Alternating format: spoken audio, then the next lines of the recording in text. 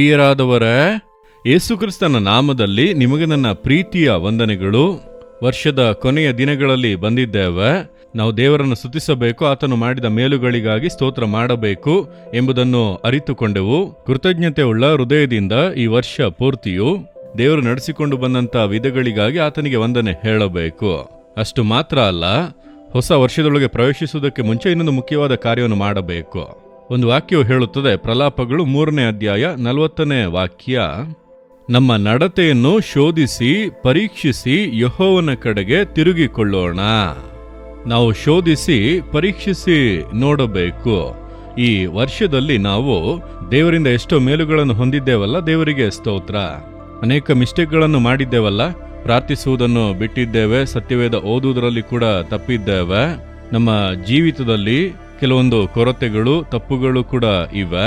ಈ ವರ್ಷದಲ್ಲಿ ನಮ್ಮ ಜೀವಿತದಲ್ಲಿ ಕೆಲವೊಂದು ತಪ್ಪುಗಳನ್ನು ಹಾಗೆ ಬಿಟ್ಟಿದ್ದೇವಲ್ಲ.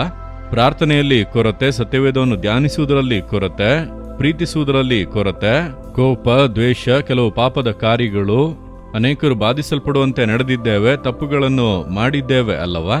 ಅದನ್ನೆಲ್ಲ ಅರಿತು ಇನ್ನು ಬರುವಂತ ವರ್ಷದಲ್ಲಿ ನಾವದನ್ನು ಮಾಡಬಾರದು ಎಂಬುದಾಗಿ ಕರ್ತನ ಬಳಿಗೆ ತಿರುಗಬೇಕಂತ ನಮ್ಮನ್ನು ಸಿದ್ಧಪಡಿಸಿಕೊಳ್ಳಬೇಕು. ಈ ಹೊಸ ವರ್ಷದಲ್ಲಿ ದೇವರೇ, ಕಳೆದ ವರ್ಷದಲ್ಲಿ ನಾನು ಈ ಮಿಸ್ಟೇಕ್ಗಳನ್ನೆಲ್ಲ ಮಾಡಿ ಬಿಟ್ಟಿದ್ದೆ, ಈ ತಪ್ಪುಗಳನ್ನೆಲ್ಲ ನಾನು ಮಾಡಿಬಿಟ್ಟೆ, ಅದರಿಂದ ಇತರರನ್ನು ಬಾಧಿಸುವ ಹಾಗೆ ಎಲ್ಲ ನಾನು ನಡೆದುಕೊಂಡೆ, ನಿಮ್ಮನ್ನು ದುಃಖಪಡಿಸುವ ಹಾಗೆ ನಾನು ಕೆಲವೊಂದು ತಪ್ಪುಗಳನ್ನೆಲ್ಲ ಮಾಡಿದ್ದೇನೆ. ಆದರೆ ಮುಂದಿನ ವರ್ಷದಲ್ಲಿ ನಾನು ಆ ರೀತಿ ಮಾಡಬಾರದು. ನನ್ನನ್ನೇ ಅದಕ್ಕಾಗಿ ನಾನು ಒಪ್ಪಿಸಿ ಕೊಡುತ್ತೇನೆ, ನಾನು ಮನ ತಿರುಗುತ್ತೇನೆ, ನನ್ನನ್ನು ಒಪ್ಪಿಸಿ ಕೊಡುತ್ತೇನೆ, ನನ್ನನ್ನು ಪರಿಶುದ್ಧಪಡಿಸಿ ಹೊಸ ವರ್ಷಕ್ಕೆ ಸಿದ್ಧ ಮಾಡಿರಿ ಎಂಬುದಾಗಿ ಪ್ರಾರ್ಥಿಸಬೇಕು. ನಾನು ಪ್ರತಿ ವರ್ಷವೂ ಕೂಡ ಈ ಕೊನೆಯ ದಿನಗಳಲ್ಲಿ ಅದಕ್ಕಾಗಿ ಉಪವಾಸ ಮಾಡಿ ಪ್ರಾರ್ಥಿಸುವುದು ಉಂಟು. ಒಂದು, ಕರ್ತನು ನಡೆಸಿಕೊಂಡು ಬಂದಂಥ ಮಾರ್ಗವನ್ನು ನೆನೆಸಿ ಆತನಿಗೆ ಸ್ತೋತ್ರ ಹೇಳುವುದು. ಇನ್ನೊಂದು, ನಾನು ಈ ವರ್ಷದಲ್ಲಿ ಮಾಡಿದಂಥ ಎಲ್ಲ ಮಿಸ್ಟೇಕ್ಗಳನ್ನು ಅರಿಕೆ ಮಾಡಿ ಹೊಸ ವರ್ಷದಲ್ಲಿ ನಾನು ಆ ರೀತಿ ಮಿಸ್ಟೇಕ್ಗಳನ್ನು ಮಾಡಬಾರದು, ನನ್ನನ್ನು ನೀವು ಕಾಪಾಡಿ ನಡೆಸಬೇಕು ಎಂಬುದಾಗಿ ಒಪ್ಪಿಸಿ ಕೊಡುವುದು. ಅದನ್ನೇ ವಾಕ್ಯವು ಹೇಳುತ್ತದೆ, ನಮ್ಮ ನಡತೆಯನ್ನು ನಾವು ಶೋಧಿಸಿ ಪರೀಕ್ಷಿಸಿ ಯೆಹೋವನ ಕಡೆಗೆ ತಿರುಗಿಕೊಳ್ಳೋಣ. ಅದನ್ನೇ ವಾಕ್ಯ ಸ್ಪಷ್ಟವಾಗಿ ಹೇಳುತ್ತದೆ ನೋಡಿರೆ. ನಮ್ಮ ನಡತೆಯನ್ನು ಶೋಧಿಸಿ ಪರೀಕ್ಷಿಸಿ ಕರ್ತನ ಕಡೆಗೆ ತಿರುಗಿಕೊಳ್ಳೋಣ. ನಮ್ಮ ಮಾರ್ಗಗಳನ್ನು ಶೋಧಿಸಿ ನೋಡಬೇಕು. ಸ್ವಲ್ಪ ಕುಳಿತು ಈ ವರ್ಷದಲ್ಲಿ ನಾವು ನಡೆದು ಬಂದ ಮಾರ್ಗವನ್ನು ಯೋಚಿಸಿ ನೋಡಬೇಕು.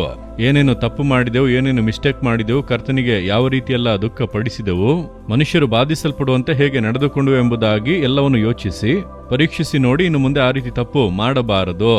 ಮುಂದಿನ ವರ್ಷದಲ್ಲಿ ನಾನು ಇನ್ನೂ ಕೂಡ ಪರಿಶುದ್ಧನಾಗಬೇಕು ಎಂಬುದಾಗಿ ಅರ್ಪಿಸಿಕೊಳ್ಳಬೇಕು. ಆಗ ದೇವರು ಅದನ್ನು ನೋಡಿ ನಮ್ಮನ್ನು ಹೊಸ ವರ್ಷದಲ್ಲಿ ಇನ್ನು ವಿಶೇಷವಾಗಿ ಆಶೀರ್ವದಿಸುವರು. ಸರಿನಾ? ಈಗ ಒಪ್ಪಿಸಿ ಕೊಡುವಿರಾ? ಈ ವರ್ಷದಲ್ಲಿ ಏನೇನು ಮಿಸ್ಟೇಕ್ ಮಾಡಿದಿರಿ ಸ್ವಲ್ಪ ಹಾಗೆ ಯೋಚಿಸಿ ನೋಡಿರಿ. ಪ್ರಾರ್ಥಿಸುವ ಕಾರ್ಯದಲ್ಲಿ ತಪ್ಪು ಮಾಡಿದಿರಾ? ಸತ್ಯವೇದವನ್ನು ಧ್ಯಾನಿಸುವುದರಲ್ಲಿ, ಚರ್ಚ್ಗೆ ಹೋಗುವುದರಲ್ಲಿ, ದೇವರಿಗೆಂದು ಕೊಡುವುದರಲ್ಲಿ, ದೇವರನ್ನು ನೀವು ಪ್ರೀತಿಸುವುದರಲ್ಲಿ ಮಿಸ್ಟೇಕ್ ಇತ್ತ? ಅದನ್ನು ಒಪ್ಪಿಸಿ ಕೊಡಿರಿ. ಮನುಷ್ಯರ ಬಳಿ ಪ್ರೀತಿ ತೋರಿಸುವುದರಲ್ಲಿ ಮಿಸ್ಟೇಕ್ ಮಾಡಿದ್ದೀರಾ? ನಿಮ್ಮ ನಿಮಿತ್ತ ನಿಮ್ಮ ಕುಟುಂಬದಲ್ಲಿ ಬಾಧೆಗಳು ಬಂದಿತಲ್ಲ, ಕೆಲಸ ಮಾಡುವ ಸ್ಥಳದಲ್ಲಿ ಸಮಸ್ಯೆಗಳು ಬಂದಿತಲ್ಲ, ಹೌದು ನಾನು ಹೀಗೆ ಮಾತನಾಡಬಾರದಿತ್ತು, ಈ ರೀತಿ ನಡೆದುಕೊಂಡಿರಬಾರದು, ಅವಸರ ಪಟ್ಟೆನು, ಆ ರೀತಿ ಕೆಲ ಕಾರ್ಯಗಳು ನಡೆಯಿತಲ್ಲವಾ? ದೇವರ ಬಳಿ ಹೇಳಿರಿ, ಬರುವ ವರ್ಷದಲ್ಲಿ ನಾನು ಈ ರೀತಿಯಾಗೆಲ್ಲ ಇರದೆ ಇನ್ನು ಪರಿಶುದ್ಧನಾಗಿರಬೇಕು, ಇನ್ನು ನೀತಿಯಿಂದ ನಡೆಯಬೇಕು ಎಂಬುದಾಗಿ ನಮ್ಮನ್ನು ಒಪ್ಪಿಸಿ ಕೊಡಬೇಕು. ಸರಿನಾ? ದೇವರೇ, ನೀವು ನಮ್ಮೊಂದಿಗೆ ಮಾತನಾಡುತ್ತಿದ್ದೀರಿ, ನನ್ನೊಂದಿಗೆ ಮಾತನಾಡುತ್ತಿದ್ದೀರಿ. ಈ ವರ್ಷದಲ್ಲಿ ನಾನು ಮಾಡಿದ ಎಲ್ಲ ತಪ್ಪುಗಳು, ನನ್ನ ಎಲ್ಲ ಕೊರತೆಗಳು, ನಿಮ್ಮನ್ನು ದುಃಖಪಡಿಸಿದಂಥ ಕಾರ್ಯಗಳು, ಮನುಷ್ಯರನ್ನು ದುಃಖಪಡಿಸಿ ವೇದನೆ ಪಡಿಸಿದಂಥ ಎಲ್ಲ ವಿಷಯಗಳು ಎಲ್ಲವನ್ನು ಕೂಡ ನಾನು ಅರಿತು ಮನ ತಿರುಗಿ ಒಪ್ಪಿಸಿ ಕೊಡುತ್ತೇನೆ. ಮುಂದಿನ ವರ್ಷದಲ್ಲಿ ಈ ಯಾವ ಪಾಪಗಳು ಕೂಡ ನನ್ನಲ್ಲಿ ಕಾಣಬಾರದು, ಈ ತಪ್ಪುಗಳು ನನ್ನೊಳಗೆ ಬರಬಾರದು. ನನ್ನನ್ನು ಇನ್ನೂ ಕೂಡ ಪರಿಶುದ್ಧಪಡಿಸಿ ನನ್ನನ್ನು ಸರಿಯಾದ ಮಾರ್ಗದಲ್ಲಿ ನೀವು ಮುನ್ನಡೆಸುವಂತೆ ನನ್ನನ್ನು ಒಪ್ಪಿಸಿ ಕೊಡುತ್ತೇನೆ. ಯೇಸುವಿನ ನಾಮದಲ್ಲಿ ಆಮೇನ್, ಆಮೇನ್.